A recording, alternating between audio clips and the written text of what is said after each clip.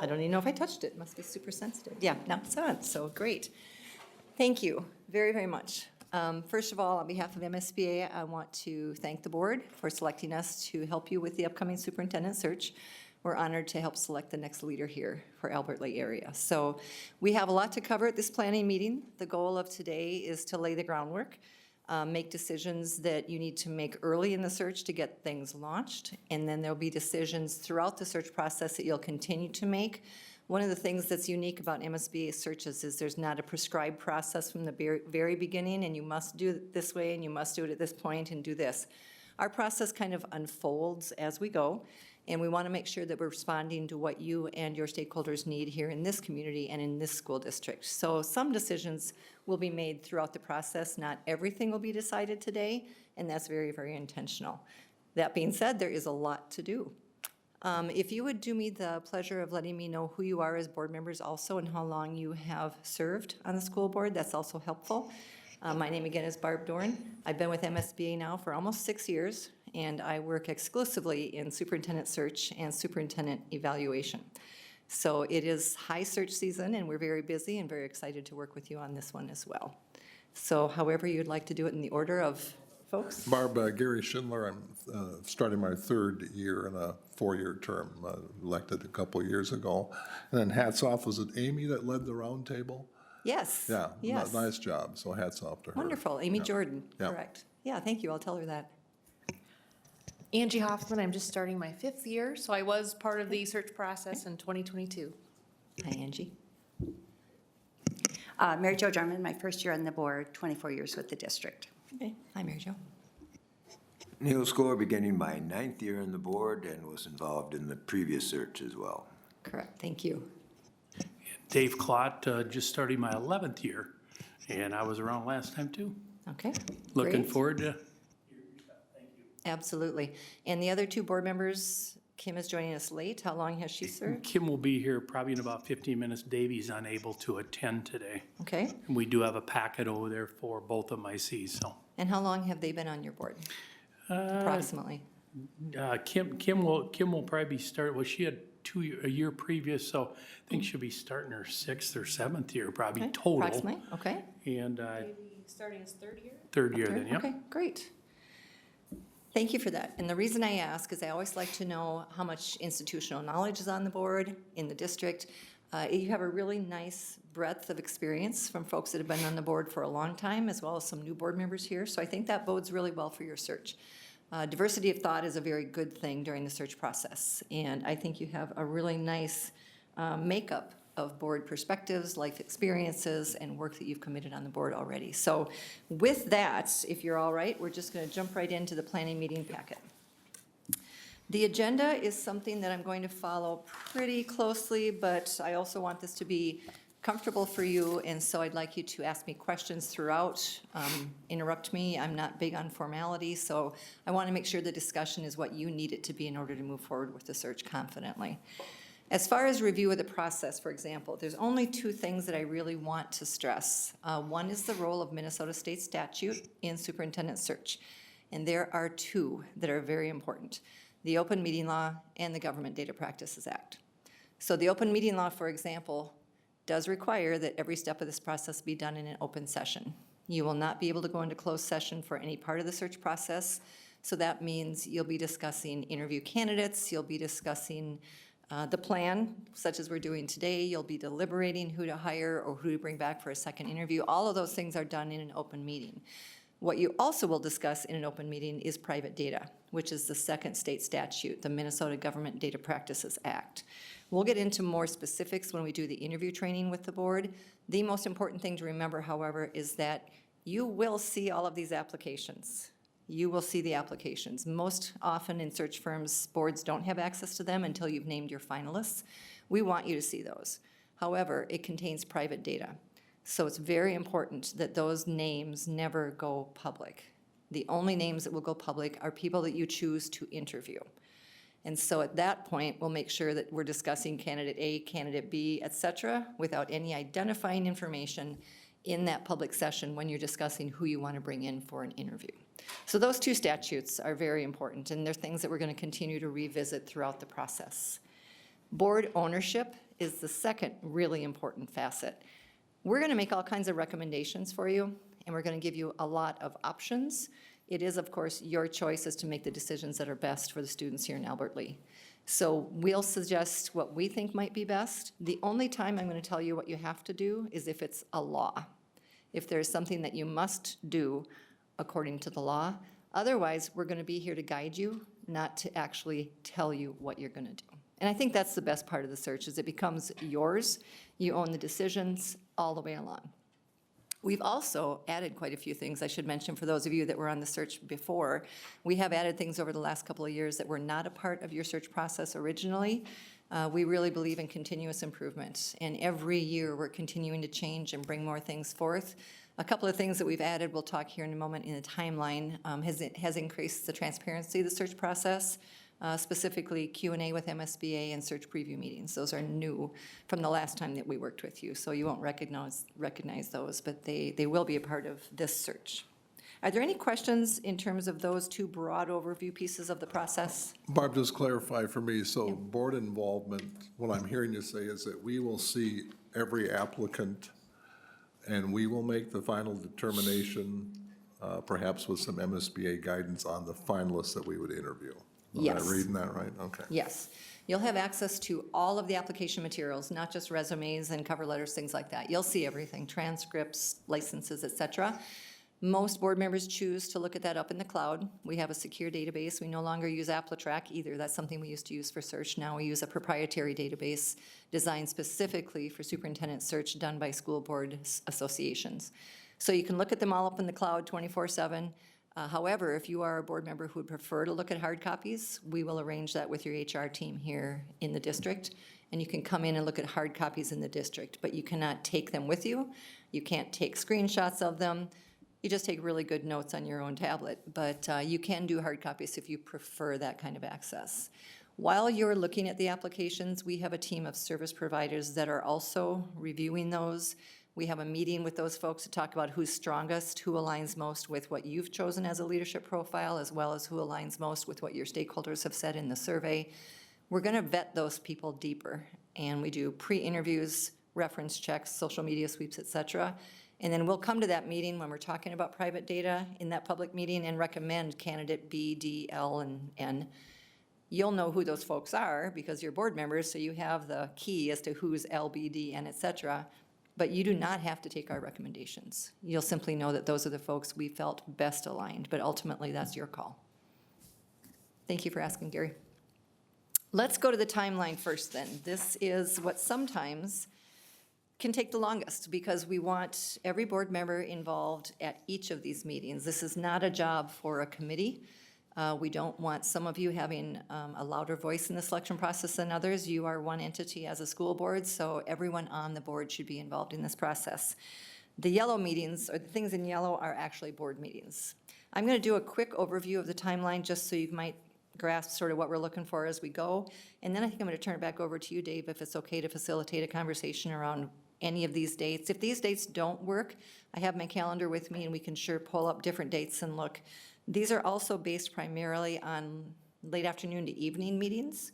If, however, you're a board that has the flexibility to meet during the day, like today, that does open up more room on my schedule. And so these are not necessarily the hard and fast dates, but they are ones I've suggested that I'm available in the evening and the afternoon.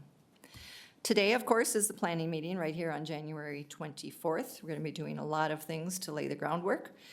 We are suggesting posting the opening on the 28th and leaving that open through March 4th.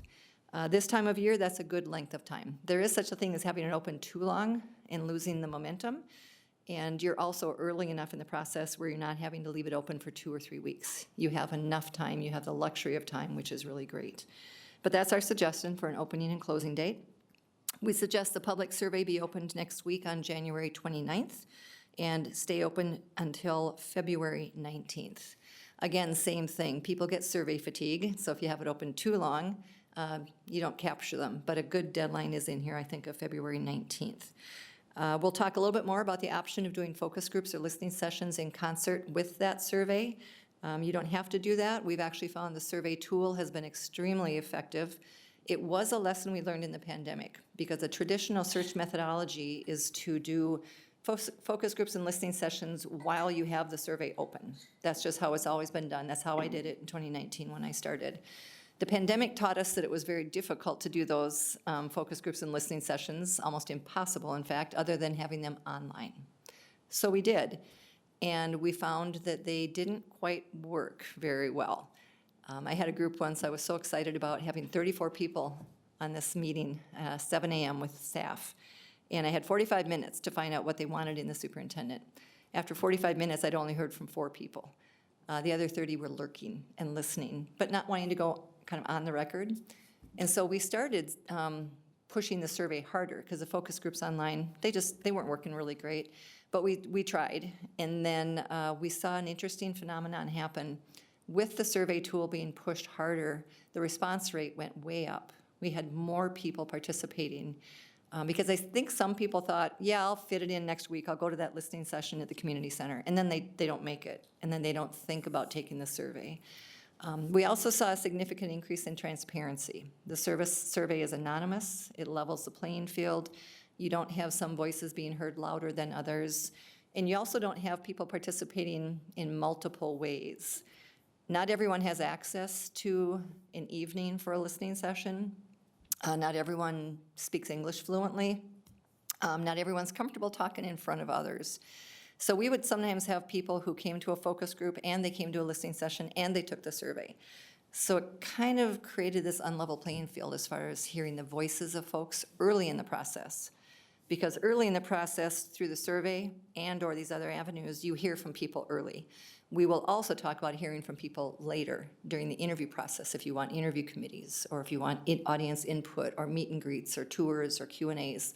All of that is another opportunity to bring folks into the process beyond the school board. So the survey, circling back to that, we're suggesting January 29 to February 19th. The search preview meetings, I'll be working with district administration to line those up, and I've just got some dates here that I'm available. Those are something that we started doing last year because we realized that misinformation early in the search was really difficult to overcome. So the search preview meetings are not focus groups, but they're an opportunity to meet with the internal leadership of the district. So we meet with all the leadership of the bargaining units, for example. We might meet with all of the administrators, whatever groups feel like the internal kind of communication structure, but for sure bargaining unit leadership. And we meet with them to share information, answer their questions, and make sure that they are aware of what's happening, why and when. And so by doing that, we have seen an incredible response rate in the survey also go up. Because if we loop in people internally early and say, hey, here's the timeline, here's a vacancy brochure, here's the public survey, here's how long it's open, here's how you access it, help us get people involved. When you bring people in early so they feel included, they'll tell other people to please take that survey, please watch that Q&A session. And so the search preview meetings have been a really good tool for us last year and this year. The informational Q&A then, I'm suggesting February 6th at 4. It is not a board meeting. It is a Zoom session that we host, and we invite people to watch and send questions in the chat box about the search process. However, we also recognize that not everybody's available at 4 o'clock on February 6th, so we record this and we give it to the district to put on the website. You'll have a superintendent search landing page, and on that page will be the timeline, the brochure, all kinds of stuff, the survey report when it's done. But we also want that Q&A on there. And because not everybody can join us that day, we also have a link where people can send me questions ahead of time that I'll answer on that day, and then that answer is recorded so they can watch it later as well. So we're trying to be as inclusive as possible. And that's an opportunity for people to simply say, what's going to happen? I heard the board might do this. Are they really going to do that? And I'll answer everything and anything that they want to ask. So the Q&A session, we've only been doing for 2 or 3 years now. Those have been really helpful as well. We don't get a big crowd at the live sessions, and we've tried different times a day. It just, nobody's available all the time. We have very busy lives. However, if we have maybe 10 or 15 people on the live session, we usually end up with like 400 or 500 that watch it on the website later. So it does get viewed, but not often on the live session. Barb, quick question. Yeah. Is that scheduled for about an hour, or is it just while activity's going on? It's usually a half hour to an hour.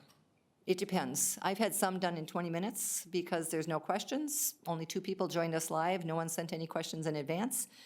We do cut it off at 1 hour, though. So I had a district once that sent me 45 questions. Lots of interest in that search. However, they were in buckets, so I didn't read every single question. I just said, hey, there's a lot of questions about this topic, so I'll tell you what's going to happen.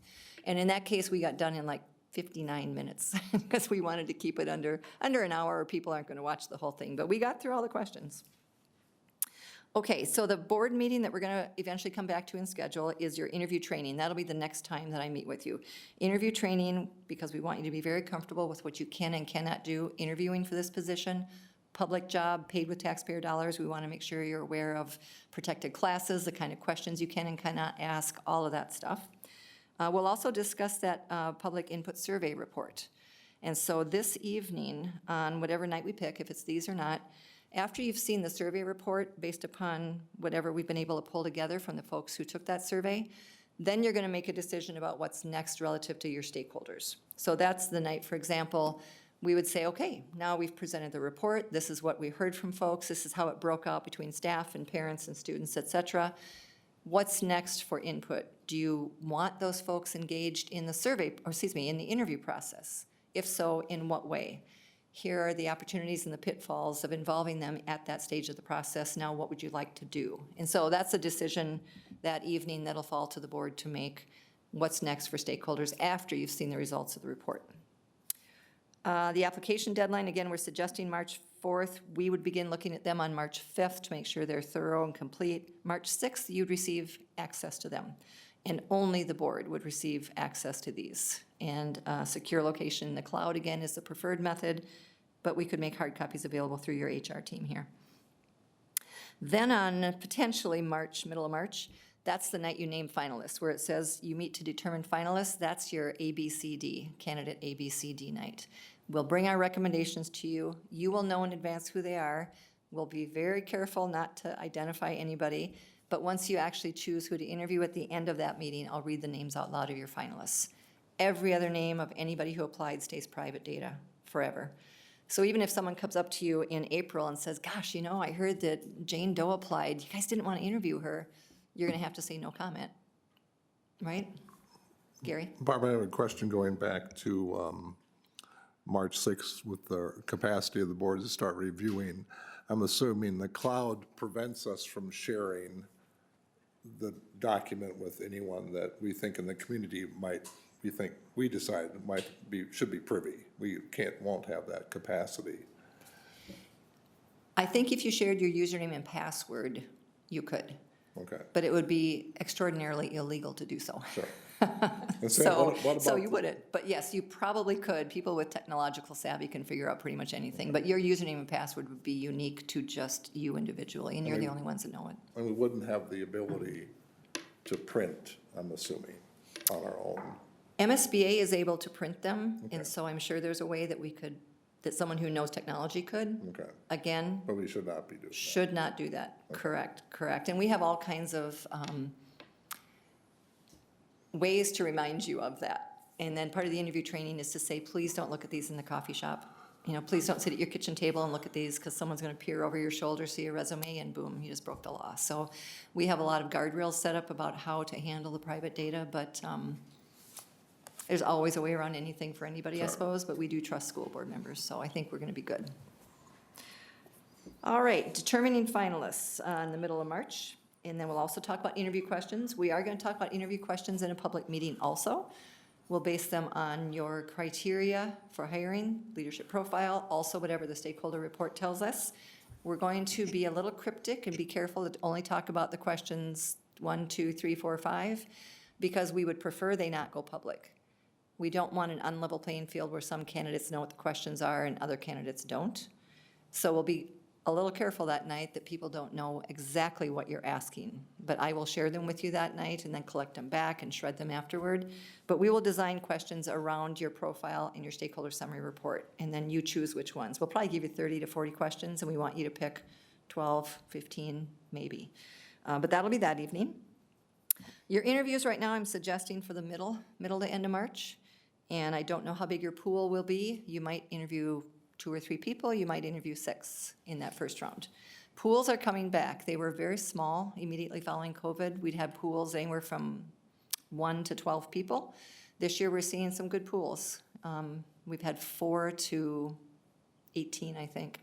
So there's more people being willing to throw their hat back in the ring for the role of superintendent, and very good people also. It's been a trying year and years for everybody in education, and I think superintendents were not immune to some of the burnout and things that occurred with families, students, staff, parents, school board members. Everyone got exhausted. So we're very grateful to see people coming back and being willing to step into the shoes of leadership. Whether you do interviews on one day or 2 evenings is up to you, and we'll talk more specifically when we pull out your calendars. We would then suggest a second round with maybe 2 or 3 people at the end of March again, and that is usually done in the same day. On that same day, we could also do tours of the district, and all of those things can get lined up. And then on immediately following round 2, we'd like to see the board begin negotiating, because it will be March, and we don't want people potentially getting another offer while you decide how to negotiate. So one of the things I had a question for you all is, how would you like to do that? Right now, it says a board committee or a designee begins negotiations. What you could do is, in advance of March, there should be a group working on kind of a contract and setting up some guardrails as far as compensation package and that sort of thing. The full board would need to approve kind of the parameters.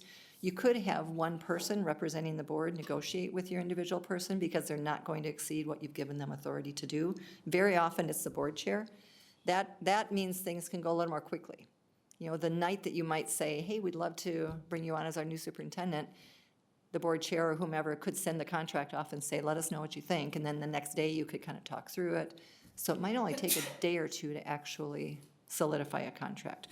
If you're more comfortable, though, having a committee do that, negotiate with your lone finalist, you can do that, but you would need 3 days' notice to post that.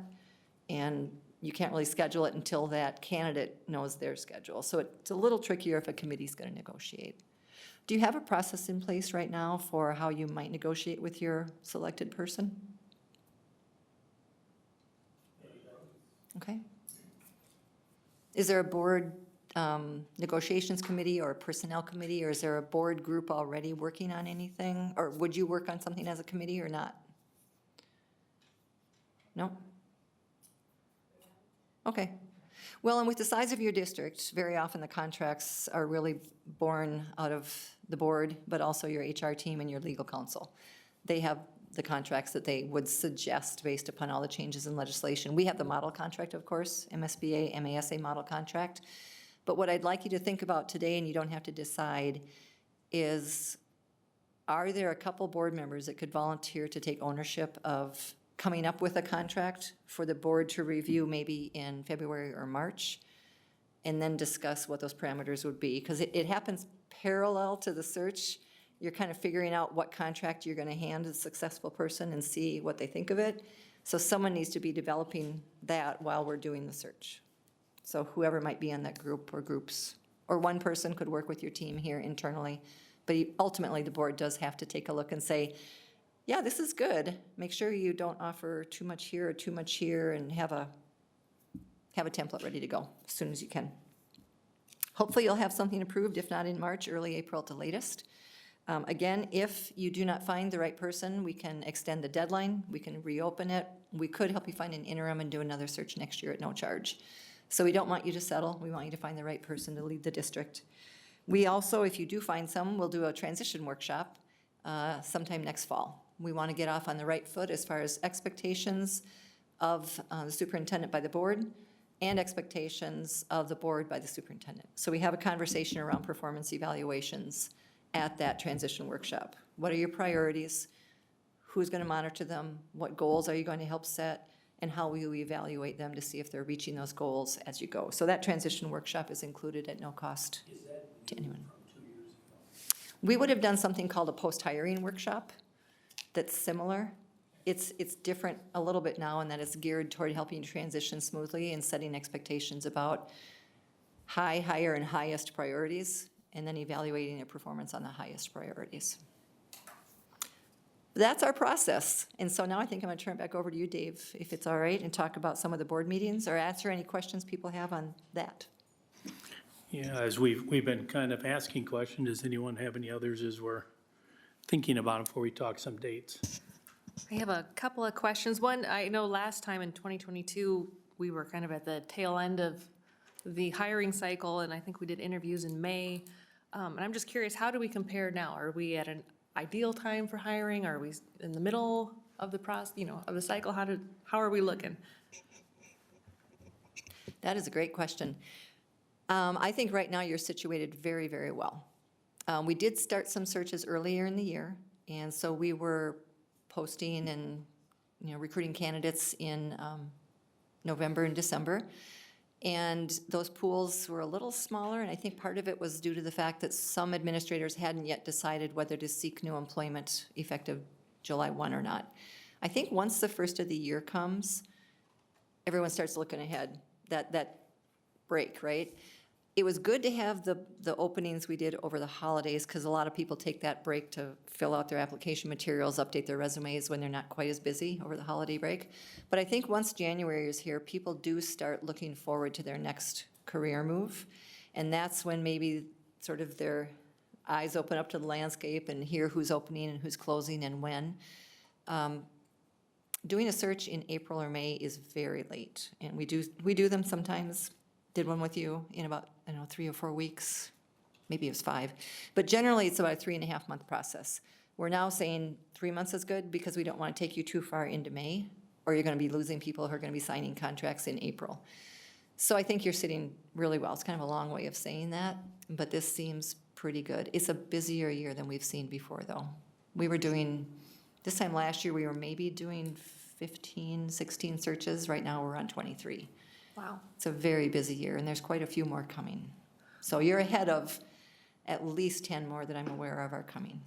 That's good. Thank you. One other question. I know a frustration I had when we did this before was at the end, when it was time to select a candidate, we had only interacted with the candidates, the 2 finalists, twice, 2 different interview sessions, and had never interacted with them outside of those meetings, and never gone to their school districts or communities, anything like that. Do you recommend having some more opportunity to do those things, and when would that fit into this timeline? A lot of districts did site visits back in the day, probably in, I suppose when Sandy was doing this, 2012 to 19, there were site visits kind of built into the timeline. I haven't had a district do a site visit in all 6 years because time goes too quickly. And now technology has sped up access to information also. That's not to say you couldn't do them. If it's important for you to go to the home district of a candidate, for example, and walk down Main Street and ask questions of people about them, absolutely, you would build that in probably between round 1 and round 2. So that after round 1, you've maybe talked to 5 or 6 people. You want to get it down to 2 or 3, and 2 or 3 site visits is easier to manage than 5 or 6. So 2 or 3 site visits. You would want to be sure that everyone is treated the same. So if you have a candidate from an hour away and a candidate from 14 hours away, you really should go to both. Occasionally, you have a candidate from out of state, so it's not feasible to fly to their district to do a site visit.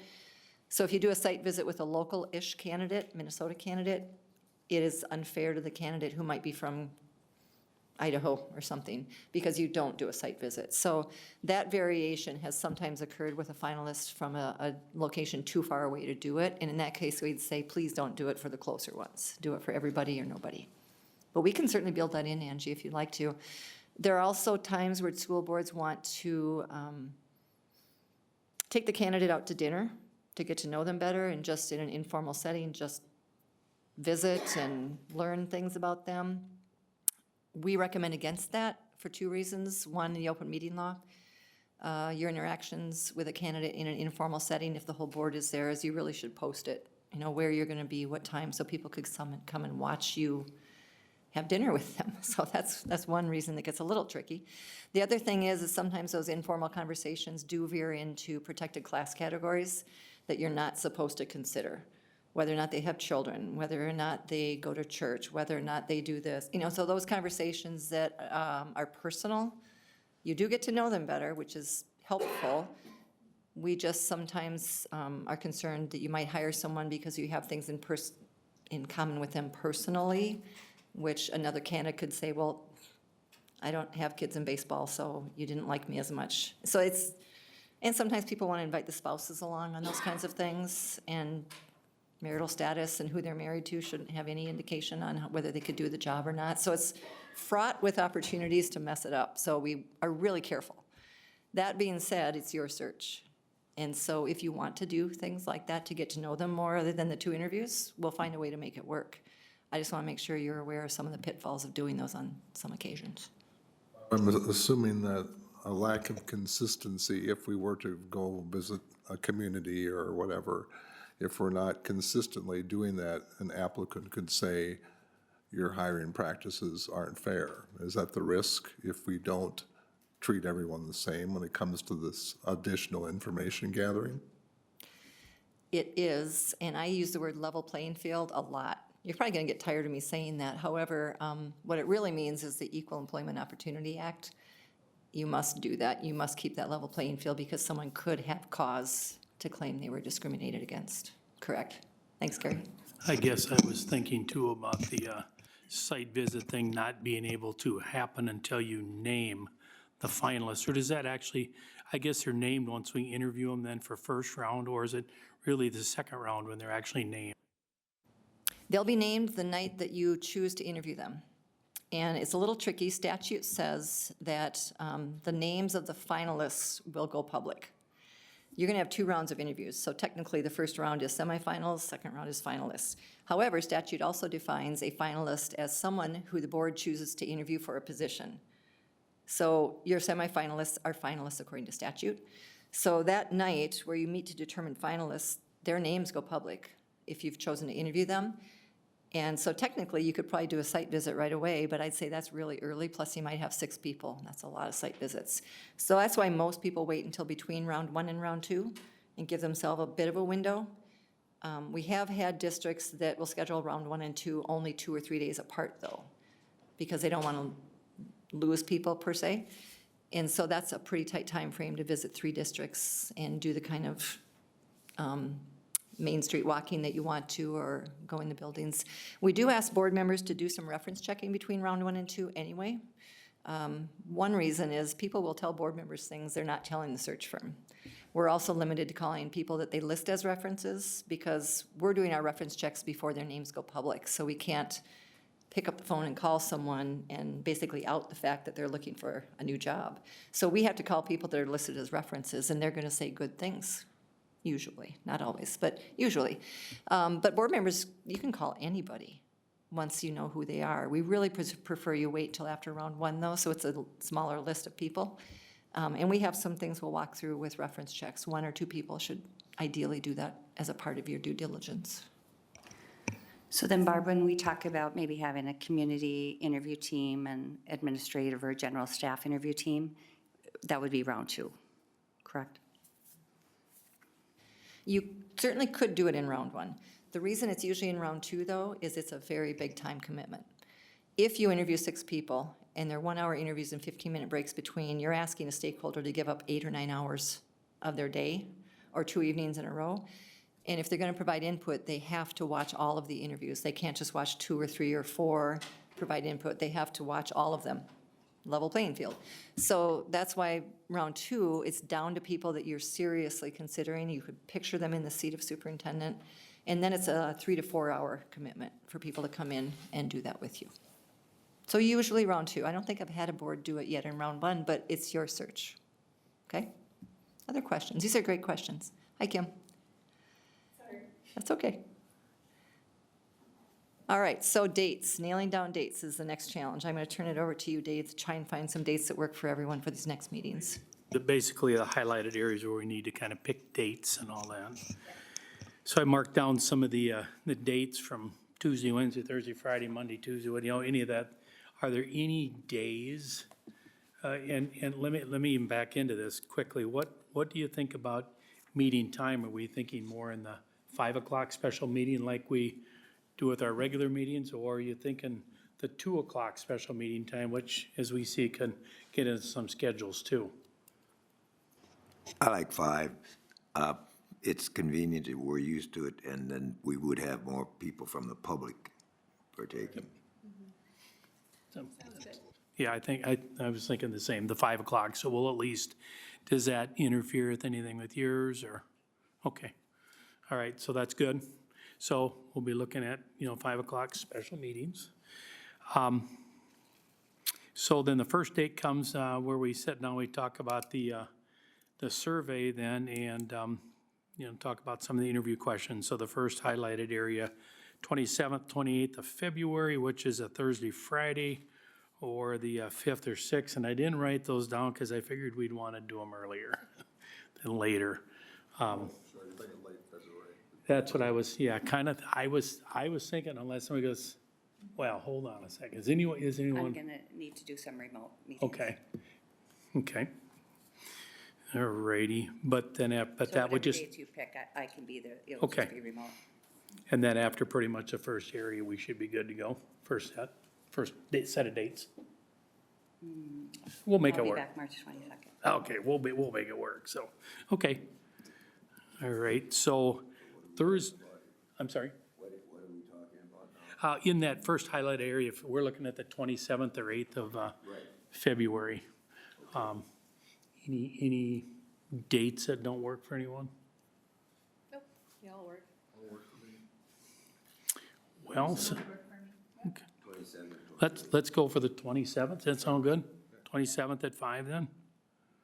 Okay.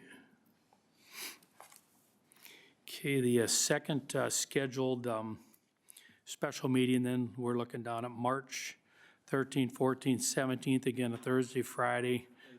Yeah, sorry. And too, with Barb here, what do you recommend as a time frame for that meeting, that first highlighted one? The interview training and such? Yeah, Thanks for asking. That's usually about 2 hours. Okay. I did one last night, and it was 2 hours and 45 minutes, because they had a lot of questions. Okay. So about 2. Let me re-ask that question then. Do we want to go at 5, or do we want to move it just a little earlier? I mean, I don't mind the consistency of always being 5. Darcy, you got pizza for us that night? There you go. Just Must be teasing. fed. No. Yeah, we'll stay with 5, and even though it's a couple hours, we'll make it work, okay? Okay, and sliding down into the March 13th, 14th, then into that next week of the 17th. Any preferences? Do we want to keep consistency with the Thursdays again? If we can stick with Yep, yep, consistency, I like that. I won't be there the 13th, but okay, I'm not available. I'm tied up on the 19th, 20th, 21st, and 22nd of March. okay, I will be in Philadelphia. okay.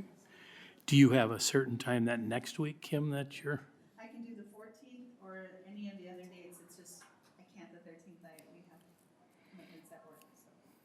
that night. okay, How about the 14th?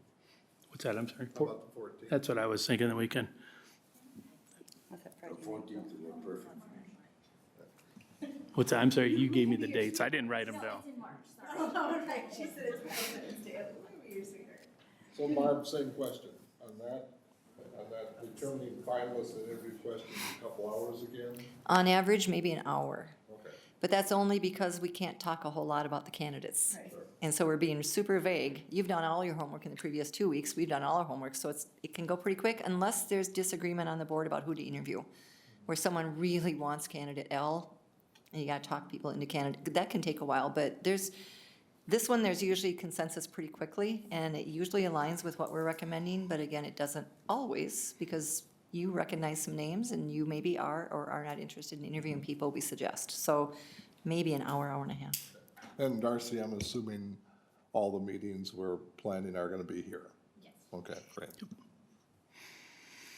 Neil, I didn't write down, is the 14th work for you? 14th? Yep, you just said 17th, okay. Determining the finalists, right? Yep, good.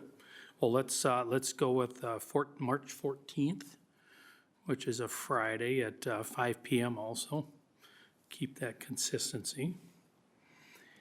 And then interviews then, first round interviews, it looks like Monday, Tuesday, Wednesday, Thursday that week, or starting next Monday, the 17th.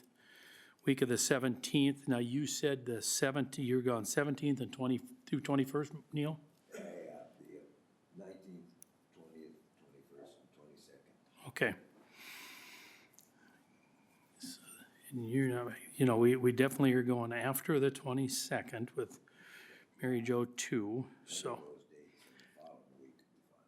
How about the 25th? That's a Tuesday. Yep. So I want to make sure.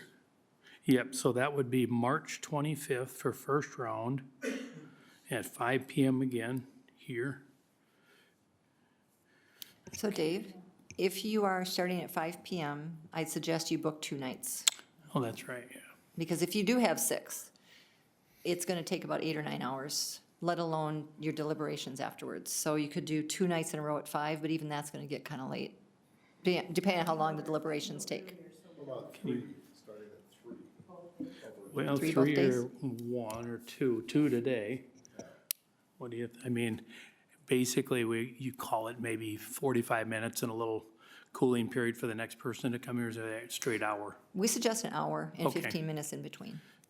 So if we start at 3, that goes till 9, again, that's fine, or if we start at 2, that's 8, I mean, Could we do a full day and start at like 9?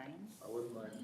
Some people do that. Day. you want to go earlier? Yeah, that's just, Yeah. I'm throwing it out there, really. Can we do that for 26th then instead of the 25th? 26, you said it'd be better for you then? Yeah. If we do a full day. Yeah, so we do it a full day at 9 AM and 26 works better? I think there's sometimes an advantage with interviewing everyone within the same day, because, you know, our memory, some of us are more mature than others, our memory might lapse from one day to the next.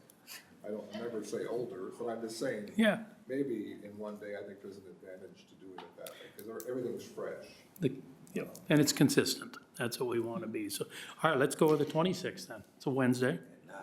Could At I 9 ask one a.m. more question then?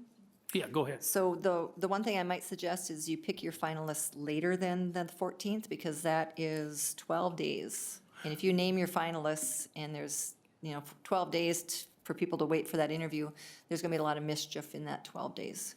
And candidates don't want to sit on their hands for 12 days waiting for their interview while people are looking into every single ounce of their background. So the closer it can be, some boards name their finalists and the interviews in the next day or two, that's pretty quick.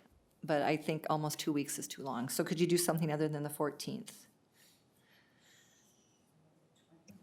I was going to say, should we look at the 20th, then that would be as close as we would. I will be here. Yeah, that's right, you're gone, but the 19th you're around. I'll be gone. Oh, that's also that day. Oh, what about the 18th? Should we just do the interviews on the 18th? Could we do something where we did it the same night as our regular board meeting on the 17th?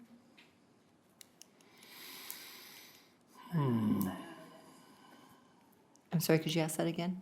So we have a regular board meeting on the 17th of March. And so could we just extend that being an item, or would you rather do another night? I just saw that on the calendar, so the 18th would be fine for me, but. If you named them on the 14th, could you interview all day on the 18th? And do round 2 on the 26th? That would give you that buffer between round 1 and round 2 to possibly do site visits. We'd Because still that have would a give you- problem with the long distance between, oh, you're talking about the, moving the 14th. Yeah, if board meeting to you- Determine finalists. We could still do what she's saying is still do the 14th as the determination, but then on the 18th, conduct an all-day interview. All day, round 1, and then you could do round 2 on the 26th in the afternoon or evening. Mary Jo won't be here in person Oh. before that date, that's what I was thinking. Got it. I would like everyone to be, that's why back at that time, and we were looking at the 26th, I was just thinking we move the interview questions, like Kim says, they're not a bad idea on the 17th, and we could just expand it as part of the business meeting. Could we move the, determining finalists to the 18th? Is 18th the problem? Then the 26th would be far removed from that. Even 4 days could make a difference. I was gonna ask, what do you? So I want to make sure for the interviews, we're all here, I mean, in person, We'd that, have a regular board meeting on the 17th. Yep. Determining finalists on the 18th, and then an all-day meeting on the 26th, pretty much. Yeah. 8-day, Barb, what do you think? I mean, we're not gonna beat up the time frame too bad of the 8 days, or?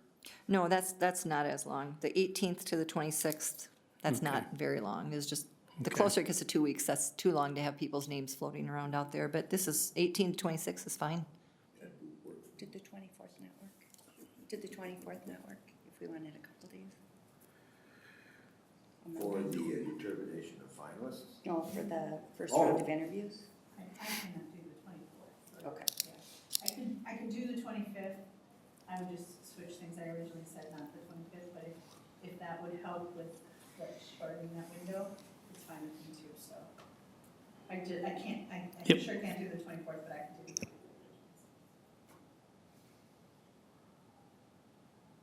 We go through this one more time.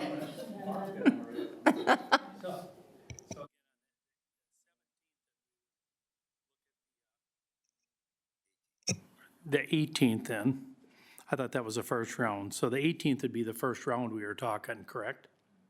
So, Determining finalists. yeah, so the 17th we would talk about, okay, no, I'm sorry, that's right, determining finance on the 18th, okay? First round would then be the 26th. 26th then. So what did we decide the first round would be on the 18th? Yes, Okay, it's 5 o'clock. so on the 17th, then we'll talk about the first round would be on the 18th, right? Okay, No. okay, first round on the 18th is 26th. determining the finalists. Okay, The 18th is determined, okay, the 26th is first round of interviews, First round, and it's all day. and that's a 9 o'clock. that's first round. Okay, yep, gotcha.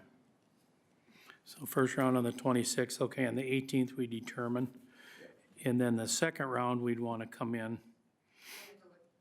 soon, right? We'll have to look at some new dates, because I only had it through March 26th, but that's when you're having round one. So let's look at March 26th on a Wednesday, all day, round one.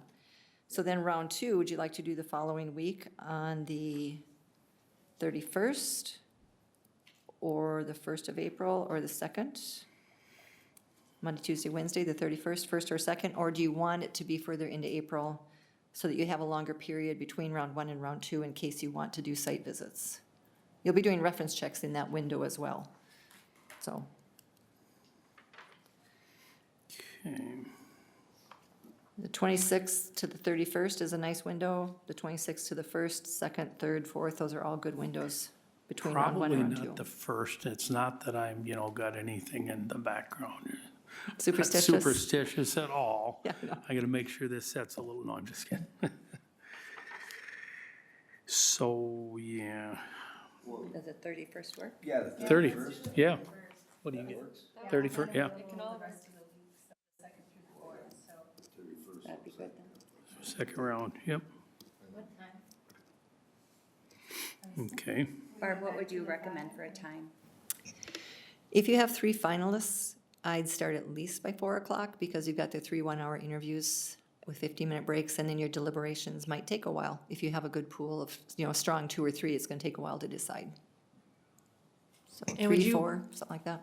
Would you recommend that we have to make that decision that night after the second round of interviews, or do people ever sleep on it and then come back and decide the next day or a little later? Yep, great question.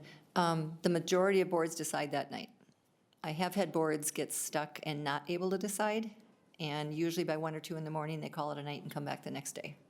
And then they can come to a conclusion once they've slept on it, but the vast majority do decide that evening. Possibly.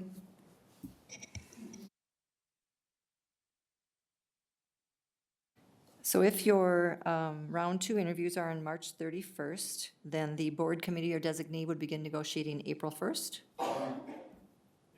Do you want to, it would help me if you decided now if you're comfortable having one person represent the board in those negotiations. Of course, they have to bring it back to the full board. Or if you want a committee to start working on that contract and negotiate. Some boards have a negotiations committee that they want to be, 3 people meeting with the lone finalist and hammer out the contract.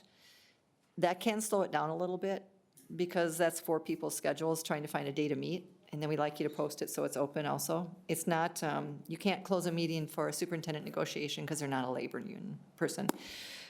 So the majority of boards go with a board designee begins negotiations.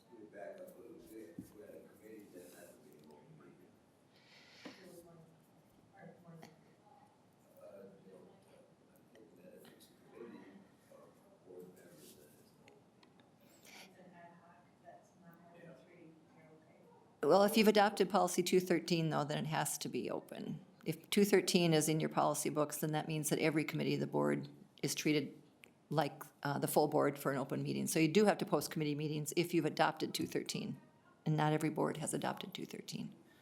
So we've adopted 213, but at MSB, I was talking to the MSB, I think Tiffany, and we were talking about, right now, we don't have open meetings, even though, so it's 3.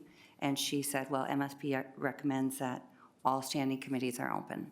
Finance, facilities, policy, and then ad hoc, whether there's 2. Whether or not there's 213. Yeah, But if we that it's had always that- open. But if we have one board member that worked with our staff that negotiates contracts, that would not Correct. require. One person would not require that, correct.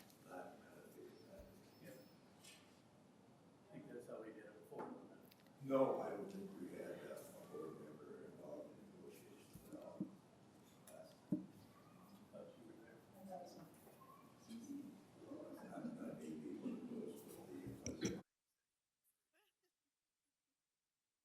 I recommend that our chair negotiate with, again, the assistance of finance and HR, and they can bring a contract forward for our approval. It would make sense. Okay. Yep. I will read my notes to make sure they match with yours, and then when I get this updated tonight, I'll send it back to everybody so you can look at it and put one more set of eyes on it, and Darcy will proofread it for me, I'm sure. So the yellow meeting dates and times, February 27th at 5 PM, interview training, et cetera. March 18, determine finalists, et cetera, at 5 PM. March 26th, round 1, 9 AM. March 31st, 4 PM, round 2 interviews.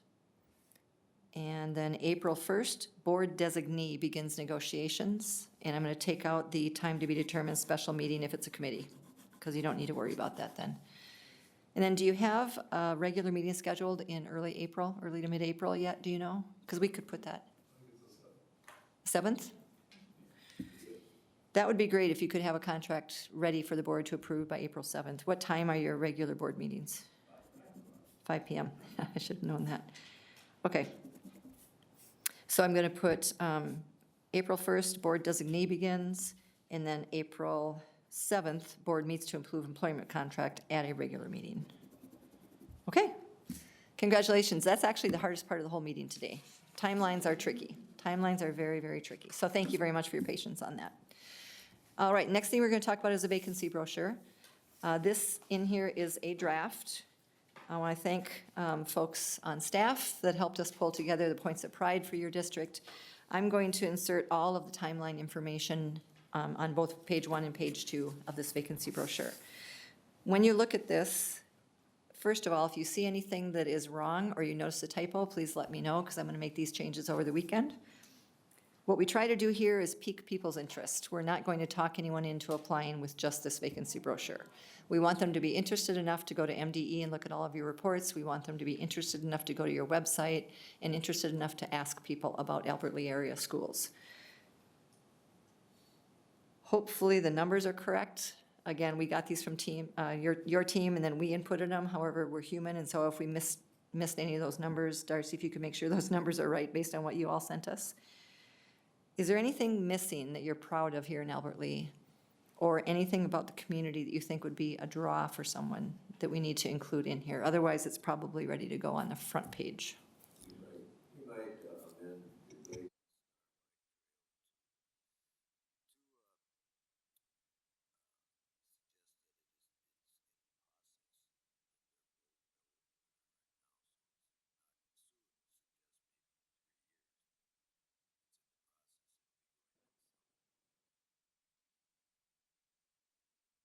could we simply say biking trails? Because, Across Albany Lake, that's the word. cool. Will explore, should we say the Blazing Star Bike Trail will explore the beautiful countryside?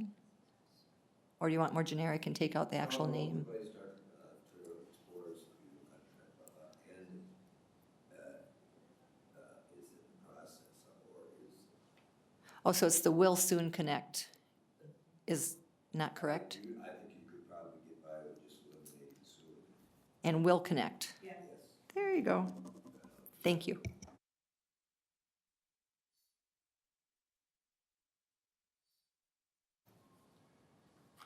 Any other suggestions to the first page? Okay, great, thank you very much. Second page, a couple of things on here. The leadership profile, we also do these a little differently than we did before. So you all took the hiring criteria survey, thank you for doing that. We used to list the hiring criteria survey, which would be the next page if you have this in your packet. These are the results from the board. So instead of just listing those now, we actually come up with a narrative around those. And so I'd like the board to read the 5 bullet points, the 5 areas of competency that seem to arise from your survey, and tell me if that sounds good. Should we just take a couple minutes, write our own 5 down then, and then we convene to discuss? Is that what you did, get your 5 points? Is that how we did? Well, we already took this. Yeah, this is from the online survey. Yep, so we took this and we created this leadership profile. So I'm looking for your stamp of approval or your edits to the leadership profile. I read this earlier and I thought it was perfect, so no Yeah, changes. I did too. It was nice to see that pretty much in 3 of the categories, we had a vast majority of the board were in agreement there. So I'm hearing that the leadership profile is good. What do you think about the last sentence, previous superintendent experience preferred but not required? We based that on 5 of you saying, yes, we want previous superintendent experience, and 2 said, no, it was not necessary. Because more than a half the board wants someone with previous superintendent experience, I'd recommend leaving that in there. Some boards want to pull it out so that everyone is, I mean, it is, you could say previous superintendent experience required. You could. I'm just saying you'll get a smaller pool. Half the people that get jobs these days have not been superintendents before, but you could say that. So we're okay with that language, preferred but not required? Got it. Okay. So salary and benefits. This is also a change. If you Barb, look can at- I just ask one question? Yes. So 7 respondents, 7 of us responded to that question, but when I add up the numbers of responses, it's like 36 and it should be 43. Did some of us not? Okay, got it. Everyone could pick 6. Some picked fewer than 6. Okay, got it. Probably on accident. But yeah. Are you a math major? I can't do math in my head that fast. I don't think I could have figured that out. All right. All right. So there's a new law that starting January 1st, we have to now publish a range. We used to have 4 options for you in terms of how you address salary in your brochure, but now it's required to publish a range. And so you can see in here the new statute, salary range is required in job postings. This is some suggested language right here. And the main thing I think I'd like from the board is what range would you like me to put in this brochure? And you have a comparison here on the next page of other districts similar in size. Not all of them are in your region, but they are some comparable total compensation package numbers. But the base salary is what we need to put in the brochure this year, a range.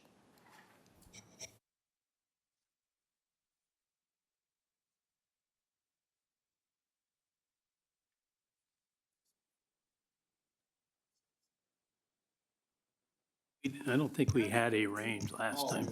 Yeah, not specific, I don't think. I mean, when I look at them, I'm trying to look at similar size, but it's also hard to, we don't have it listed on there how many years particular superintendent's been sitting there, because if I've been there 15 years, I should be at 190, whatever that number is, versus when I started in Winona at 155, so. Now, we put a suggested range down, Barb. does that mean that's not like in granite? That's just something for a candidate to look at and determine if it's something they're interested in? Correct. And usually districts are going with a $20,000 to maybe $30,000 range. And that the whole argument is, well, we can't go too low and we can't go too high, but you have no idea who's going to apply for this job, so you don't know what you might need to pay. But obviously, you don't want to put a top of a range beyond what you can afford. That's the other thing, is do not overpromise, because whoever gets the job, if they have some experience, they're going to want that top number. So, but I do need to know this today, so we can put it in the brochure to publish next week. I did a little bit of pre-work, and I like your point, Dave. There are a lot of different variables that can affect the salary. And I just did a really simple calculation of looking at the cost per student for these areas, and we weren't the highest, but we were on the higher end. The average of the other schools was $52.03 per student, and if we were at $56.86. But if we use that average, that would put us at $175,000 for salary. And I'm just wondering, should we do a range of 165 to 185? I'm just gonna say that in the middle, maybe. I was looking at here. And you just said, mentioning the range of 165 to 185, 175 is in the middle. Again, it's not in granite, but it's something for people to look at. So I looked at a little similar, but a little different in that we 5 of us said we would prefer superintendent experience. So my range started at 165, but went to 195. Is it necessary to have a range of lower? How about up to? Can't do that? Read the language in the statute. It's new, January 1st, and every district's struggling with how to do this, so you're not the only ones going, well, can't we just say, yeah. If we had a range that was from 155 to 195, that would pretty much be the same as up to 195, because nobody's gonna come for 155. Yes, and that's a really big range, $40,000 is a really big range, but, What I'm saying is, yes. I think it'd be prudent to establish a maximum over which we will not go.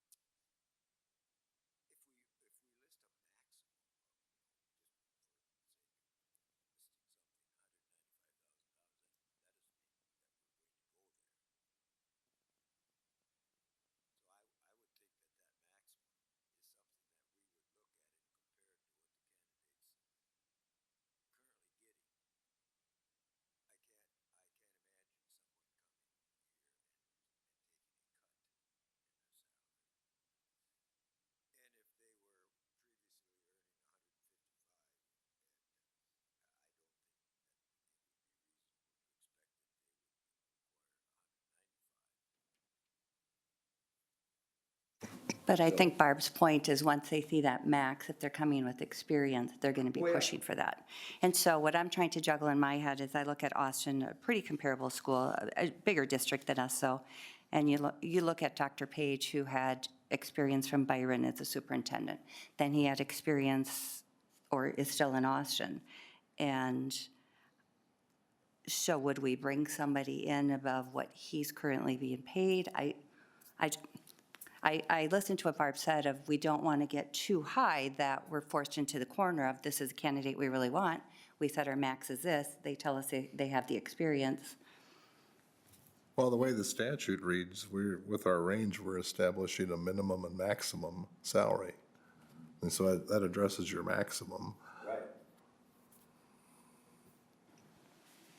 So you could do 165 to 190. If you use that, you could. My fear is that someone close to that 190 isn't going to make the jump and they had the experience. But we also, that would be starting out at the top of the range too. So I hear both. Because I'm looking, as I look at the comparisons of all the schools, I've marked all the ones who have been superintendents for a while. And I just, for me, it'd be hard to justify bringing them in higher than somebody who has 9+ years of experience as a superintendent already. And a larger school, like, I don't know that I'm comfortable doing that. No, And are we comfortable paying that, maybe is a question. Yeah, well, that's what I was saying. Our max should reflect, just as the term suggests, an amount over which we will not go. But that doesn't mean that the person that applies for this position should expect to receive the maximum salary we have listed. And we'd have some latitude, and I think what I hear you saying, Mary Jo, is we should compare what they are currently making in their current position with their current experience and credentials to what we are willing to pay. And probably, you know, if they are applying for a position here, I would assume that they would expect to receive at least what they were getting where they came from. Well, I'm just wondering too, and there's no case law out there right now, because it just started January 1st in the range. So if all of a sudden you do have a candidate that does have more experience that's looking in there, you can exceed a range. You can go either side of a range, but we have to put a range. Is that fair to say? I'm not an attorney, and I don't play one on TV. I would just say be careful. However, maybe we should turn to Ashley for some questions about what range she'd suggest, and/or the benefits. I'd love her thoughts on the benefits, because we should put "and benefits such as," and maybe there's a blurb that you're already using in your postings that I want to mirror. I don't want to do it without her input on that. Barbara, question I have is, if a candidate has a PhD, do they expect a higher salary than somebody with just a superintendent license? Not everyone, but many. Okay.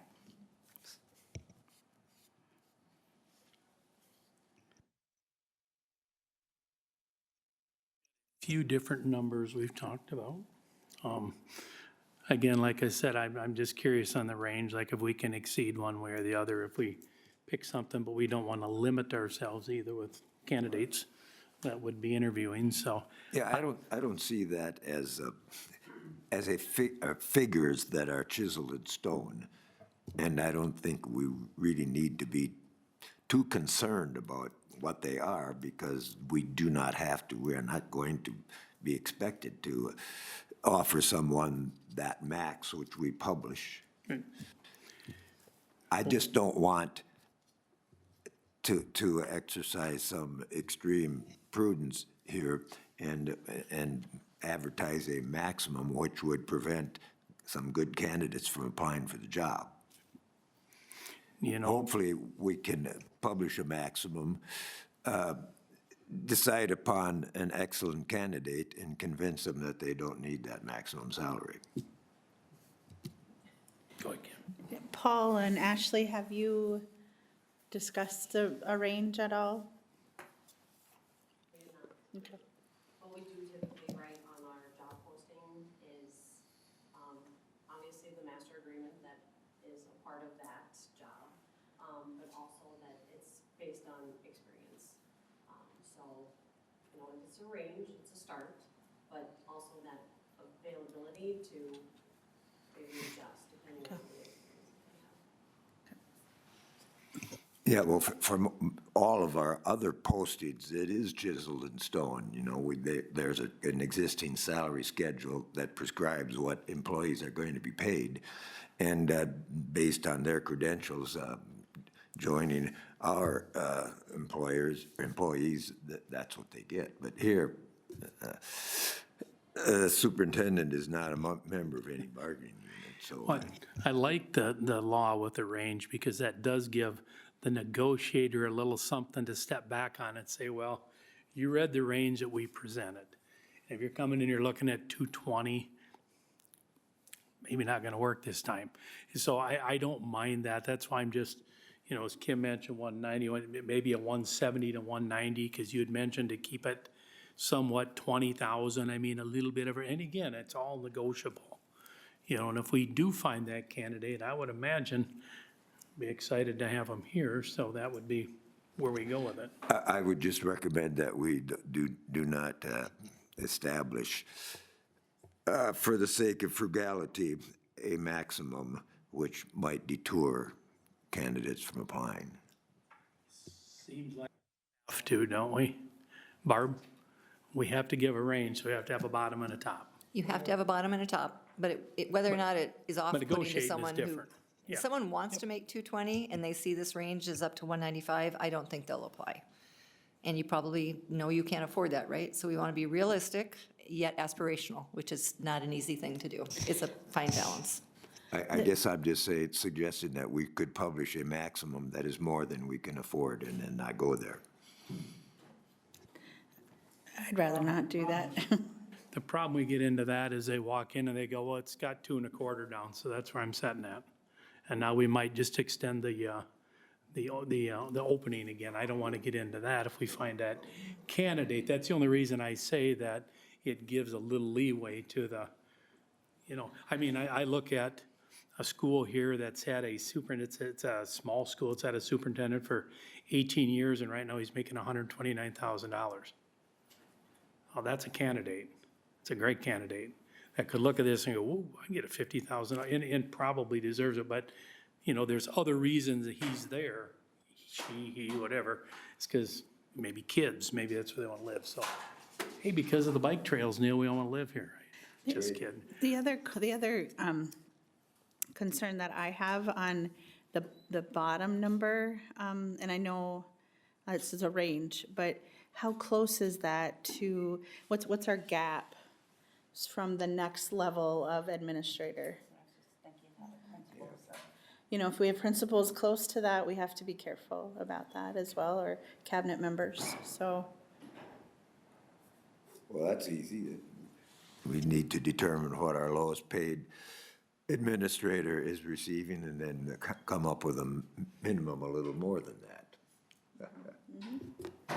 I don't think we need to spend an awful lot of But we have to give her- agonized time in We determining have to what give her a these. number. How about 170 to 190? Would that work?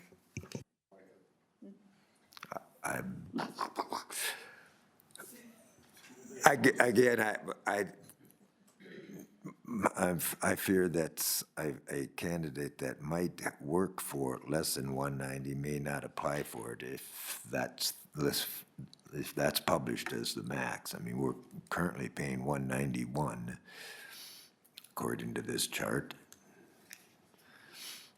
And that's for the current year. So we would be hiring somebody for the subsequent year. So the current salaries are, you know, reasonably less than what the person would expect to be paid for the first year of employment. So, I mean, if we use a current salary as a max, I think 190 is a little low. But again, I'm not saying that we should expect to pay what we are publishing as a max, but I don't want to scare people away. Do negotiate, we're gonna have a 3-year contract. So you start 3%, just using 3%. If you start at 190 and 3%, and that's, you know, $5,000, not that much, and then, so about you're at 205 or something after, 204 after 3 years, that might be something to sell them on. About the initial salary, so Yep.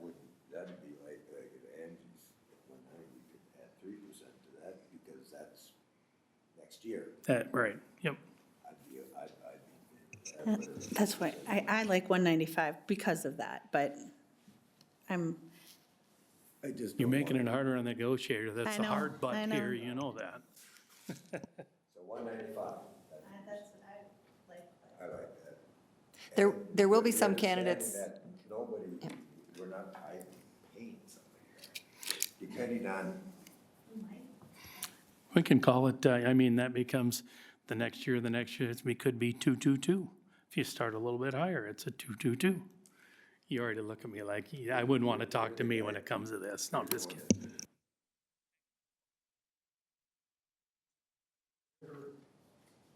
$170 to $195? It's a $25,000 range. I usually say 20 to 30. And That's fine. I don't really care so much what we list for the range, but if we start out paying somebody 195, they're gonna have to be a rock star, or I'm gonna vote against that, so. It's like listing a house. Don't expect to get Going once, going twice. 170, 195. Okay. And then Ashley, could you look at the parts that are in italics? And maybe just send me a blurb in an email by Monday afternoon, what you would like to say. Benefits may include, I mean, whatever you want to list. Okay. Thank you very much. Great. That's a new conversation for all the searches this year, so you did great. Thank you. That's what will go in this part of the brochure. I do want to point out at the bottom of the second page of the brochure is my contact information under deadline and selection. So board members, please feel free to text, call, or email me with any questions. I am also happy to talk to any stakeholders, candidates, applicants. If there are questions about the search process, please have them reach out to me, okay? All right, vacancy brochure done. I do want to talk about public input for a moment back on our agenda. I already gave you a bit of a sneak peek on the Q&A with MSBA and search preview meetings. We're going to get those set up, and I'll reach out to Darcy about the search preview meetings and figure out what days or times work best for those groups to visit with me. I usually do those online also, but if for some reason I need to be here in person, I can.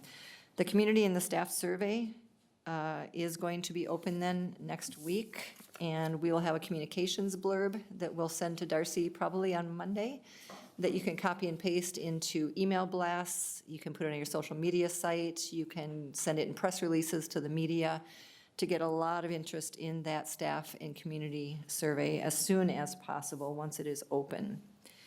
And then the finalist interviews, I just wanted to re-mention that you'll have a chance to talk about that and what you want to do. And you won't talk about it in detail till you've seen the report. Okay, that stakeholder report is going to give you a really good foundation to make decisions about the next steps for your public and your staff relative to the interviews. Okay, review search agreement. So where's the survey? Oh, survey, gosh, that's what I was going to do. This for just a moment. I want to confirm one thing on the staff survey and the public, student, et cetera survey. This is going to be open until February 19th. We have it in English and in Spanish, and it will be available not only electronically, but it will also be available in hard copy. Not everyone wants to or can use a computer to fill these out, so hard copies will be at the district office for anyone who wants to do it with paper and pen. I just need those scanned back to me before that deadline. In terms of self-identifiers, we've had some districts choose district partner as a self-identifier, or agriculture, if ag is a huge part of the community, or business owner, or all three. So I'm just curious, because we already do have staff member, parent, guardian, community member, students, other, and then in the first area, what might you want people to be able to identify as, the things it highlights? I like the business owner / district partner. Okay, Can you slash and put agriculture in there too? That way they can, I mean, we know, but I'm just thinking, give them that opportunity, you can put all say. three. you know? Separating agriculture? Yeah, I think that, I was gonna suggest the same thing, that's a good idea. So business owner / district partner / agriculture. Well, people know what a district partner is, because districts have, they've added that because it's like community foundation, higher education institutions, major donors, they're your partners. Maybe it's the internships at the manufacturing companies in town. They're a district partner because they employ your kids in internships. So it's kind of a catch-all phrase, but there are people who go, district partner, what do they think they mean? The vast majority will be parents and guardians and staff and community members. Those will be your biggest three, unless there's a way for us to really capture student voice, which would be great. And we can talk about how to do that, perhaps working through your advisory periods or your senior high clubs or associations. We'd love to hear from the kids. You cannot require them to fill this out, though. Please, it's a survey, so you can't make kids fill it out, but boy, would we love to hear from senior high kids, as many as we possibly can. I have in that same vein, then I'm wondering, Principal Dibble, how do you see this being promoted to students and as far as an opportunity for them to complete the survey? Would advisory time be the time? You guys tell me what you want me to do, I do it. Okay. Well, that's the right answer, so that's good.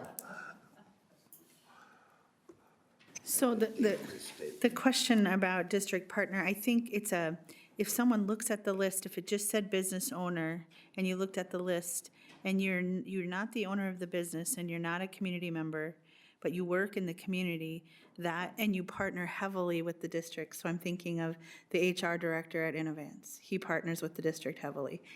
Doesn't live here, works here, but he wouldn't fall under any of these other parts. I know there's an other, but I think, calling that out that would be a good reason to do that, I think. So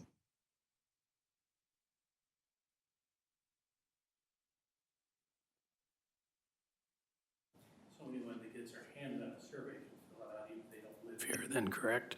Yep, Yep. yep. So we'll go with business owner / district partner / agriculture. Okay, sounds good. The rest of the survey is what we have used very successfully in the last year. There's quantitative questions. The second page, you'll recognize this is the exact same survey you all took to come up with that leadership profile. We really like this page because it is a direct comparison, apples to apples, and it tells us whether you as a board are aligned with your stakeholders or not. So that's a really great page to have people fill out. Then there's the qualitative stuff, which are open-ended questions, and people can say as much or as little as they want to. Everything in this survey is anonymous. We don't know who fills out what. We're not a market research firm, so we don't track who's done it, who hasn't, all that sort of thing, and it's opt-in. They take it if they want to take it. We hope that a lot of people take it. I think there's a lot of interest in the search, so I'm pretty sure you'll get a good response.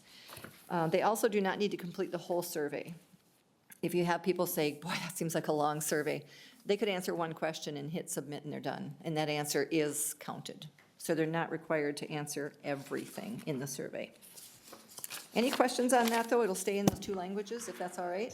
What Everybody good date with those did two? you decide for the survey to be completed by? We just saw the date up here and I didn't write it down. February 19th, yep. Okay. One question, Barb. So when we get the results of the survey, will the results be broken down by the categories of here's what the parents said, here's what the staff said, business owners, et cetera? All of the quantitative stuff will be. The choose your top 6 background, those will all be broken out by respondent category.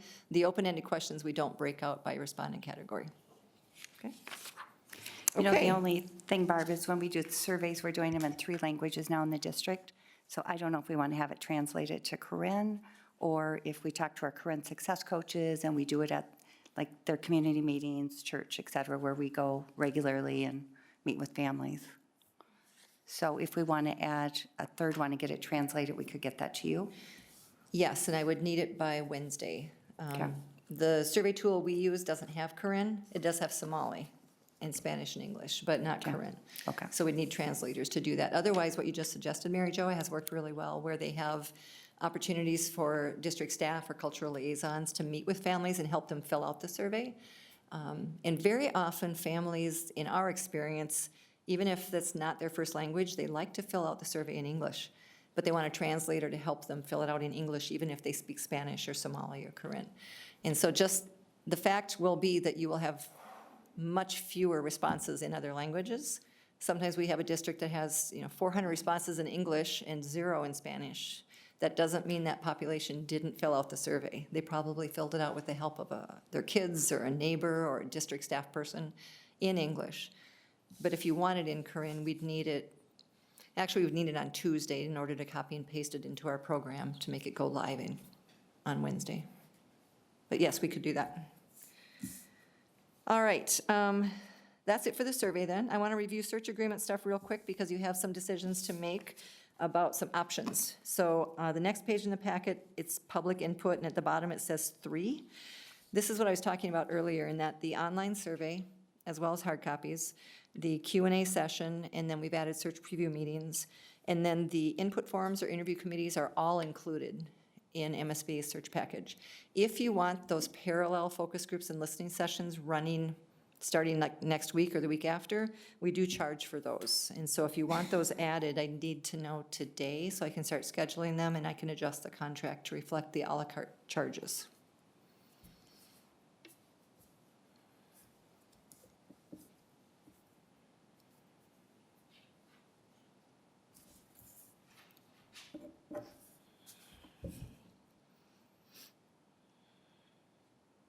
Do that before, correct? I don't believe you had time before. Yeah, That was that's a true. really condensed search.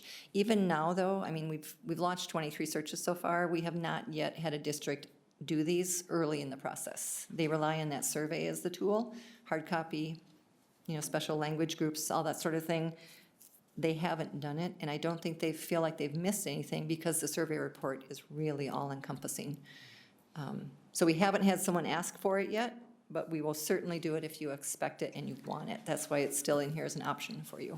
And you said that you've had pretty strong responses through the survey on its own. Well, and listening sessions are tricky because we try to schedule at least 3 or 4 at different times of day in different parts of the community, but people's lives are incredibly busy. And so back in 2019 and early 2020, when I was still doing those, I'd do listening sessions with one person there sometimes. And I did one time, and it was the newspaper reporter. No community members could make it. They're like, I'll take the survey online, or I'll go tomorrow to the one in the school. I mean, it's very hit and miss as to the kind of information that you get from those groups. We ask the same exact questions that we ask in the survey. There's nothing special about it. Unless, for example, if you had a partnership with a higher education institution, and there was some really critical part of that relationship that was going to impact the superintendent's job, maybe you want to do a focus group with leadership at the higher, maybe there's a circumstance where a specific focus group to gather specific information would be helpful. Just offering them generally to the community has not resulted in any new information.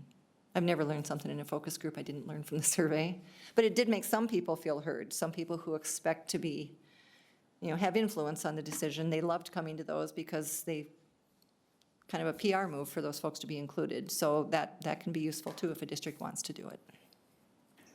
I guess I'm hoping that it's not a focus group exactly, but if we get 3 different interview groups too, and we get toward the end of, we talk community members, we got staff, administration, however we decide to do it, hopefully that might be able to give us some focused energies at those particular candidates too, the 2 or 3 or whatever second round interview, my thought.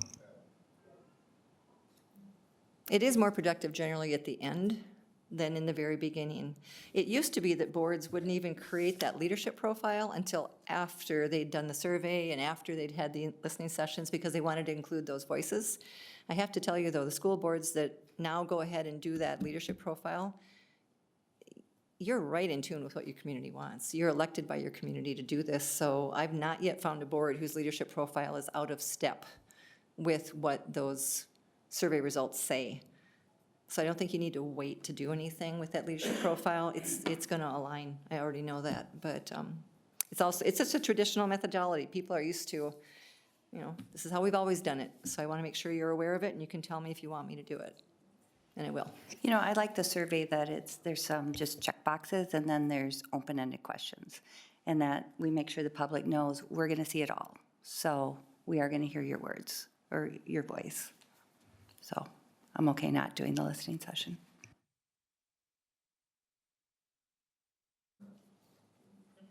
I was reading this when you were talking. Did you say we have to decide that right now, or we can decide that later? These listening sessions and focus groups, we'd have to decide now because we'd need to conclude them before February 19th. And that means scheduling them can take quite a bit of time and then doing them and making sure we're done before the survey closes. I'm okay just doing the survey. Okay, so no focus groups, at least in the very beginning. We're going to keep that whole option open for the interviews here. Okay, the next page says summary of search services. This is what the process is. I want to make a note that this is all from our proposal. In the very middle, there's 2 bullet points just over halfway down that have 2 sets of red asterisks by them. We have a hybrid model now, and we deliver those meetings virtually. However, there are some boards that want us to be in person for every single meeting, and we can do that, but we do charge $300 a meeting to be in person because the hybrid option has been working really well, and it saves time and money for the district and for us. But if you're an in-person board, I could come to those meetings in person. It would be the February 27th interview training and discussing the survey report, and March 18th, picking your finalists. Those 2 meetings, I would join you virtually, unless you want to add $600 for me to be here in person for both of those. Any thoughts? Virtual? We did that before, yeah. Yep. Okay. Virtual for both of those meetings, okay? No additional charges for extra in-person meetings, great. And then page 10 from the proposal, would you like to do any national advertising? That's that first paragraph. These are all the sites we could put this position on if you are interested. Certainly not required. Revelis also, that we switched from AppleTrack to Revelis. Revelis is a national application database. Anyone looking for jobs in their home states through a school board association will see Minnesota opportunities. But I'm happy to, at cost, advertise on these sites if you'd like. We don't mark it up.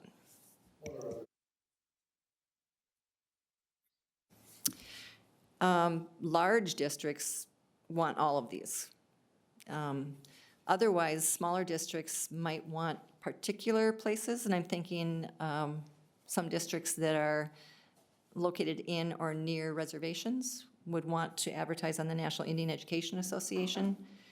That has been a selection for some districts that have a high indigenous population. Other districts with a high Latino or Hispanic population sometimes choose to do Latino administrators and superintendents for $250. Otherwise, word of mouth is probably the best advertising, and Minnesota is a small community of administrators. Everyone knows Albert Lee's open. People are already talking, so simply your choice if you want to try to reach people nationally or not. We also do have someone, however, I should mention this, someone just joined our team this year who goes to national superintendent conventions. He's a consultant, and he is doing national recruiting for us at those conventions. He'll keep a card on him with a QR code to MSBA's jobs board, and he'll hand those out when he's at those conventions if he talks to someone that he thinks might line up with one of our districts we're looking for.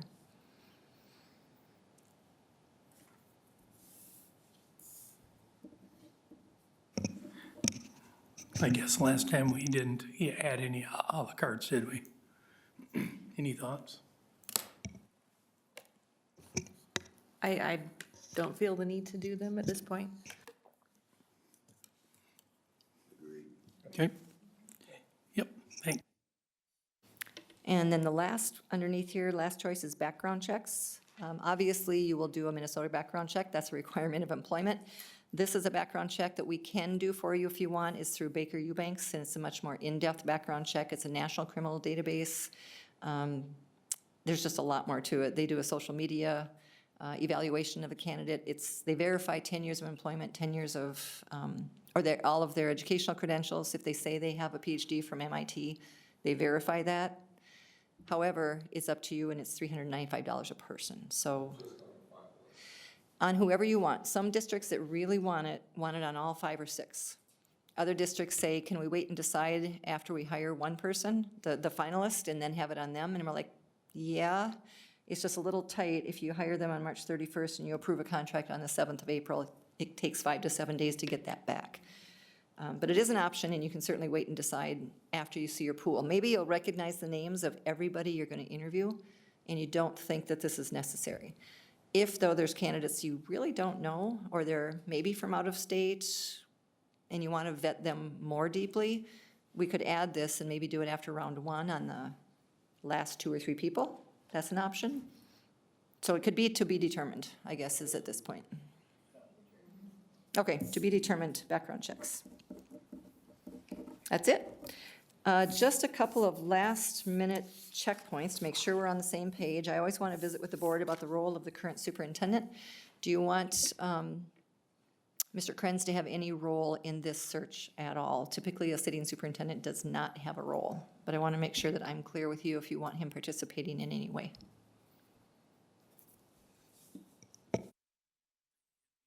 That's one of the things that Dave talked about in his strengths. He's like to mentor and help people along. So, I mean, I would suggest getting him involved somewhere. What do you guys think?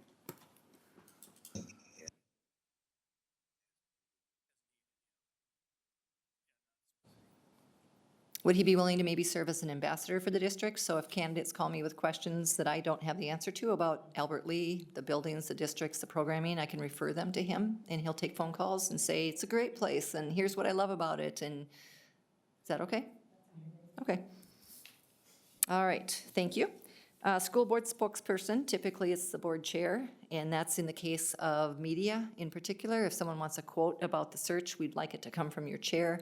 Please don't give individual interviews. Please also on social media share the district's postings on your pages. Don't try and create a from scratch post because sometimes you might not quite have the information accurately, so try to speak with one voice if you can. And is it okay if Dave is the voice of the board if there's interview requests for him? Okay. Board chair. Ground rules, do's and don'ts, just some real simple things. If someone asks you to serve as a reference for them in this search, we would prefer that you not do that.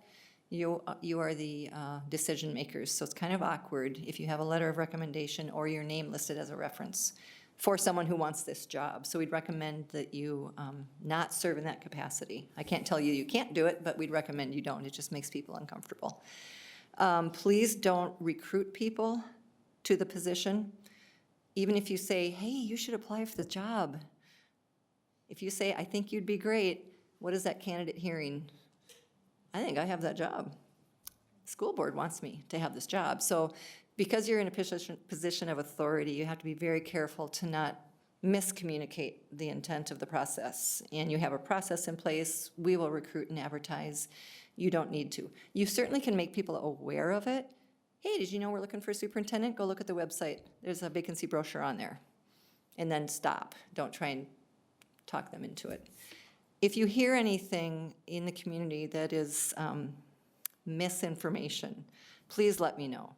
I can try to address it the best way I can, but once rumors start, it's very difficult to stop them. I would also suggest that board members do not need to attend that Q&A session when it's live on February 6th. Not that you're not interested, but if you're on the live session, people will see who you are because they see your name on there, you know, when it's on Zoom. And there might be people listening that are like, I want to ask something, but when Barb reads this question out loud, they're going to know it's me. And so there's kind of this power imbalance between the board and everyone else. So if you're not on that Zoom call, people can be a little bit more transparent with their questions. Because once we record it and put it on the website, you don't know who's watching it anymore. And so their presence on the Zoom call would not be there when it's on the recorded link, if that makes sense. And then also let me know if you hear anything about candidates or applicants that you're concerned about. It's our job to vet people and make sure that if there's rumors about them, even when you're looking at the applications before anything goes public, call me if you're very concerned. I'll guarantee you that if you Google the people that are in this pool, there's going to be some things that are not flattering that pop up. And that's okay. Half the time it's true, half the time it is not true.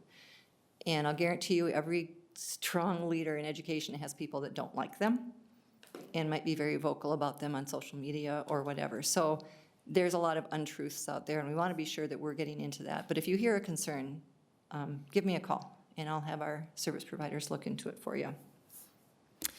And then let me know if you're related to anybody when you see the pool. We're going to revisit that again, but there's special voting circumstances. If someone you're related to through blood or marriage, it's a different wrinkle, okay? So if someone is an in-law or a cousin or something, I need to know before we actually vote on who you want to bring in to be hired. In-district contact person, I'm assuming that's going to be Darcy for the remainder of the search. She already is for me. Thank you very much. So what I will do is as things progress, she'll have to be my internal arms and legs to get stuff posted, et cetera, but if I send things to her, I always copy the chair. So through the chair, the board is aware of what I'm asking your staff to do. My goal is to make their job as easy as possible. We don't want to bog them down because everybody's overworked. So everybody on staff that might have a part to play in this process, we're going to try and make sure that they're not overburdened. That's our job, to do all your heavy lifting for you. Your confidentiality employee, I'm assuming, will be Ashley. If you want hard copies, for example, it would roll through her office, that one set of hard copies. Since she's in HR, we're good with that. She's a confidential, okay, got it. Finally, the last thing are questions that you can ask about your applicants. This last page. One of the reasons we switched from AppleTrack is it was the same application for every position. And every district was very different, and they're looking for different kinds of things. So having the same application questions was just not great. So these are some sample questions. There's 15, categories. The yellow highlights kind of identify the category. You can ask 2 custom questions. We always ask, based on the leadership profile, why are you a good fit for this district? But there's got to be things about Albert Lea area that would help you decide if you want to interview these people or not. And they may or may not be on this list. And you can write your own. These, you don't have to use these. These are what some other districts have used last year and this year. So you get to pick 2 or make up 2 new ones.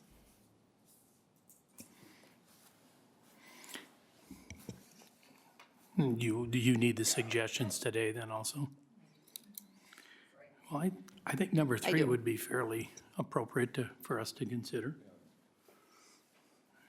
I like 9 would be of interest to me. Leadership style and communication, so a little overlap with number 3. I'm also big into 7, you know me.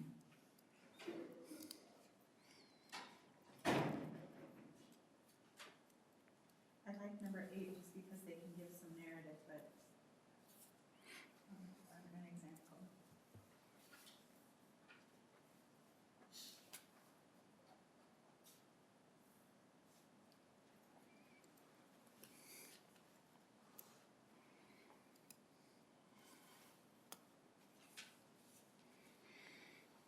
Eleven and 14 were ones I had circled as well, so. I know it's more than 2, so, but it gives us the options, right? And maybe there's a way to blend them Yeah. too.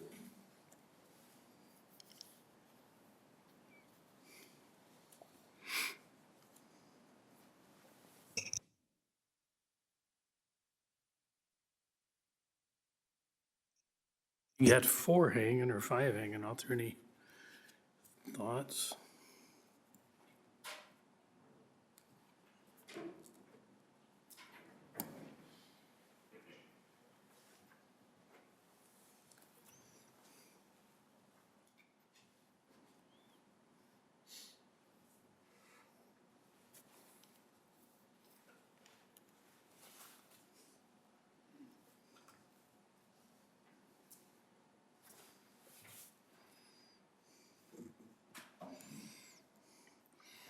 I like all the suggestions. I can be easygoing on this one.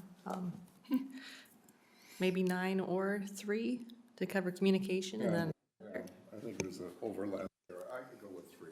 I think it would get to leadership style, I think, if Yeah, I had 3 too. 3 there, so you get what I said. So then we still got 7, 8, and did you mention 14 also, Kim? Okay. I kind of like the initiative part. What could show some experience, and, people usually feel pretty good about talking about something they did good.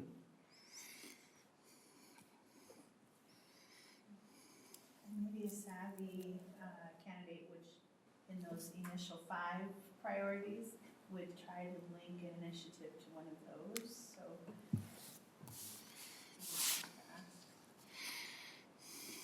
With question 8, sometimes there's some value in that initiative question, is just another question linked to it. What may you have done differently? So if they're leading an initiative, they can assess the impact, but if they also as part of their self-assessment, what might they have done differently? Because those are learning opportunities, and I like to see their superintendent is learning as they go.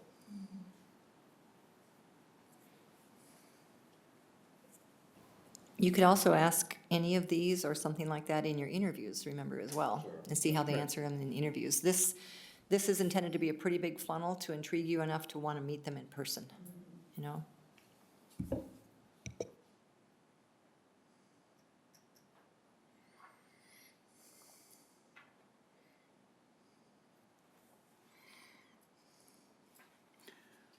Well, when you say it that way, then I like 2.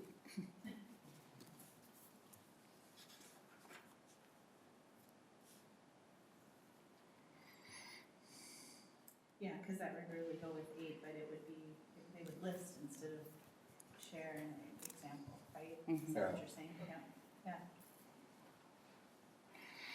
yeah. And when we look at our qualification sheets, you know, communication definitely jumps out in there. So I think we're good with 3 for sure, and then somewhere else, like you said, the other would fall in there. About 2 and 3 then. What do you guys think? I'm good with that. 2 and 3 good with you? Perfectly okay. Perfectly, you're perfect. What would be one more if we go to 3, right? Is that what I heard? The third would be based on the leadership profile, why are you the best match for this district? Something like that. We always have something in there about the profile and tell us specifically why Albert Lee area. So you only need 2 from us. I only need 2 from you today. Did you want something added? You said 2 and 3, right? Did you want something added to question 2 about, in hindsight, what would you have done differently? Or is that a thought for maybe the interview? I think so. Interview? More than adding it to your application questions? Good? Okay, I'll circle that one, though.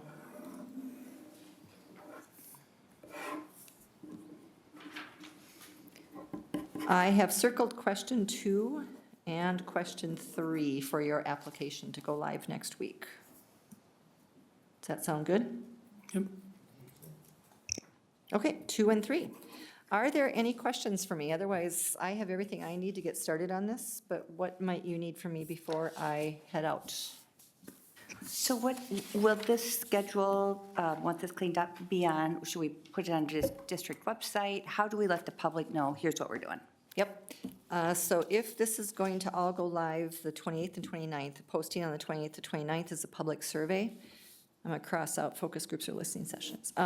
We'll have a blurb that we send to Darcy that she'll share with your communications team. And we suggest that that goes on your social media, in an email blast to your parents and your staff, out to all your media outlets.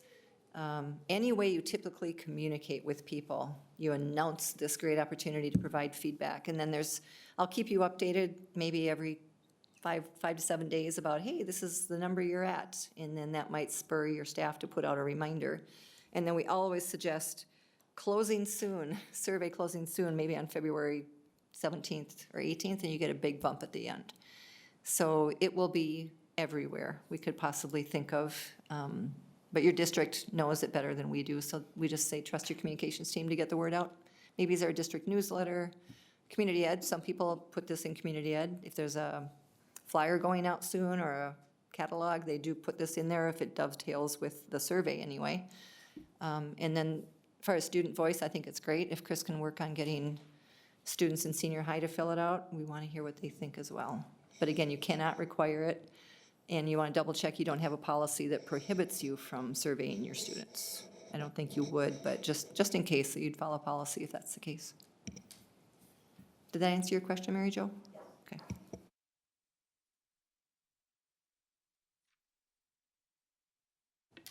Then my work here is done for today anyway. So I'm going to head out. If you need anything, you've got my contact information. There'll be a big burst of activity next week, and then it's going to get quiet for a while, because that's when we're kind of waiting for surveys to come in. We're waiting for candidates to start filling out applications. And then I will see you next on February 27th virtually.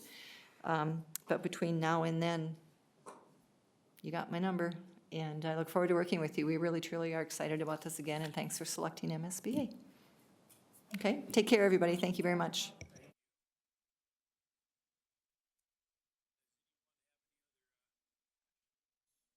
board today. This kind of reaches our adjournment, but I'll still open it up.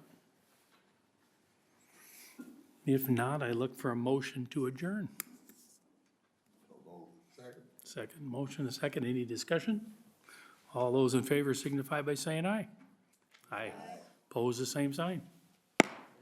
Adjourn.